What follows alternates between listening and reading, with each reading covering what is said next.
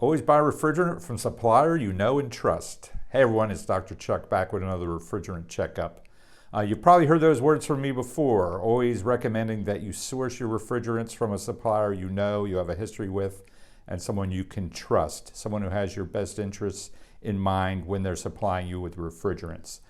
I'm going to roll back to a video I did here not too long ago to talk about some of the details, but things popping up in our industry today with the R22 phase out. Illegally imported or smuggled material is working its way into our market. We've seen some enforcement actions, and we're likely to see more stepped up enforcement going forward. So again, it's always important. Let's roll the previous tape because those items still apply today. Today I want to talk about a problem that pops up from time to time in our refrigerants industry, and we all need to be vigilant and be aware of it so we can help avoid the impact. And what I'm talking about is illegal, counterfeit, fake refrigerants. It usually happens during a time of transition when there's different regulations in different parts of the world. Unscrupulous suppliers of refrigerant try and take advantage of the situation. And it's really something you just need to be aware of, and so you can protect your business's reputation, your employees, your customers. So I want to talk a little bit about what the issues are, what the problems actually are, where we see them, and finally what Chemours is doing about it and what you can do about it to help protect yourself. So I want to start off talking about what I'll call fake refrigerants. In this case, it's a refrigerant that is not what is on the label. So you may get a jug of gas that has a label like R22. You're expecting R22 to be in it, but it is filled with something else. Very widely publicized case a few years ago out of Southeast Asia, where a substance methyl chloride, R40, was actually showing up in R22 labeled cylinders. Methyl chloride is flammable. It's not approved. It's very dangerous. It actually, if it gets in a system, it reacts with the aluminum, degrades the aluminum, and actually forms pyrophoric materials. That is, materials that when exposed to air can spontaneously ignite or explode. So you had a refrigerant going in there, the system was going to be degraded and not work. And then when service people came, they had some issues. There were even some fatalities around this. Very, very dangerous. So it's something you need to be aware of.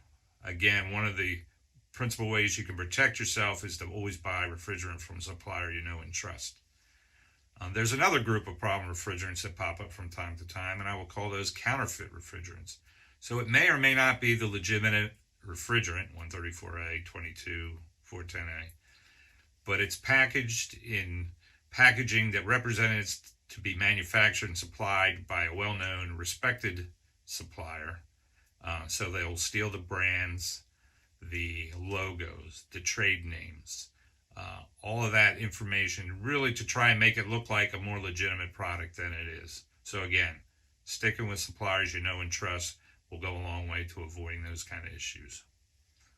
There's also illegal imports. So where refrigerants may be legal for a time being in certain parts of the world, they may get diverted to other regions. You need to be aware of that. That's happened a lot in the EU under the F-gas regulations. There's a lot of smuggling of illegal refrigerants going on there. In the U.S., we had an illegal refrigerant, an R22 replacement was coming out in cylinders, very similar labeling to traditional R22 cylinders, but it contained a complete mix of hydrocarbons, very, very flammable, and was being supplied through non-traditional channels. And again, the enforcement action took care of that, and that problem has gone away. Nothing of that sort going on today, but it's something you always want to keep in the back of your mind, looking out for these products. So what is Chemours doing? One, education. Part of the reason I'm talking about this today, to keep the word out so you can get good, high-quality, safe product. Two, some of our overt measures, our hologram labels on our cylinders, our refrigerant tracing program. So if you get a jug of gas, you can quickly check, make sure it's legitimate. Shrink wrap on the valves to our refrigerant jugs. Another way we're working to ensure high quality and avoid the problems of fake illegal refrigerants. And as always, we're working with the authorities to try and make sure that any of these unscrupulous suppliers do not impact the market in a negative way. What you can do, if you have a business, if you're a contractor or an OEM, one, educate yourself and your employees. Make sure everyone knows what legitimate product looks like. Know how to spot a fake. I'm going to put some links down below to our website where we have a lot of information that lets you see what's going on and what we're doing. See something, say something. If you come across something that doesn't look right, reach out. You certainly can call Chemours at any time, and we will talk you through it and try and make sure that you're on the right path when it comes to getting refrigerant. It's important, that we all remain vigilant. At times, this is not a real issue for our industry. At other times, it is. Sometimes it's in certain parts of the world. Other times, it's in other places. But again, if this problem were to get out of hand, it could cost the industry a lot of money and a lot of problems, which we don't want to go down that path if we can avoid it at all. It also has the potential to set back a lot of the environmental progress our industry has made. When refrigerants that have been banned or are being phased down or being diverted and used where they're not supposed to be, that doesn't do the environment any good, and it doesn't do any of us in the industry any good. And finally, it's a safety issue. As I mentioned, there were some fatalities associated with that bad refrigerant in the reefer industry a few years ago. Certainly something none of us want to see happen in our industry.